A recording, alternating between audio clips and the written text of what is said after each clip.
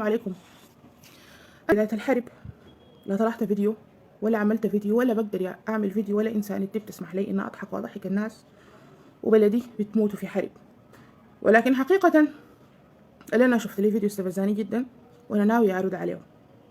سيدة يا افرو، اتمنى ان انت تكوني بخير وامان في المكان اللي انت قاعدة فيهم. بنبكي عشان ايفنت وبنبكي عشان فاتك روائع الموجي وفاتتك ايفنتات وبتبكي عشان الاكتئاب. رايك شنو نبكي يا آية على الجثث المرمية في الشوارع وما لاقي زول يسترها؟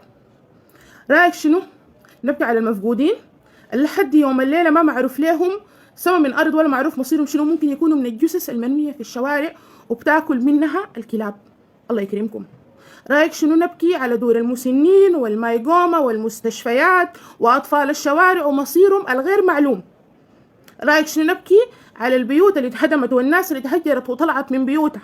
رايك شنو نبكي على المات بيدانة ولا المات بطلقة؟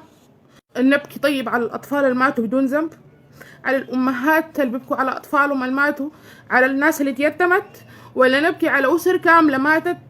نبكي طيب رايك شنو نبكي على نقص الدواء ولا على السيستم الصحي لنهار، ولا نبكي على الحاجات اللي ما قادرين بقينا نعملها بسبب شح المواد، ولا نبكي على تجار الأزمات؟ يلا نبكي على تجار الأزمات ونبكي على الناس اللي طلعت من بيوتها وبقت مشلاتة في الشوارع، ولا نبكي على العالقين في المعابر، ولا نبكي على الناس الكبار اللي ما قادرين نوصل لهم جرعة الأنسولين ولا قادرين نعمل حاجات غسيل الكلى إلا بالتيلة، ولا نبكي طيب رايك شنو نبكي على ناس جرعة الكيماوي؟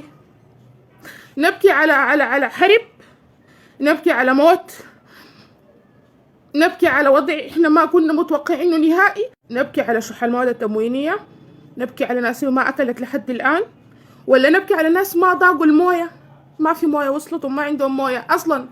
نبكي على شنو؟ نبكي على شنو ولا شنو ولا شنو ولا شنو؟ حقيقة هي الأزمة ظهرت أحسن ما فينا في تكاتفنا وقوتنا ونخوتنا كسودانيين، وظهرت أوسخ ما فينا. لنا الله ومن بعد الله ليس لنا أحد، ولكن التاريخ لا ينسى. بقول عليكي انتي وزيك كتار، التاريخ لا ينسى. ربنا اداك منصة، اداك حب ناس، اداك شهرة استخدمها ساعد بها اهلك، ما قادر فلتقل خيرا او تصمت، حتى لو بالدعاء ما دار تدعي اصمت.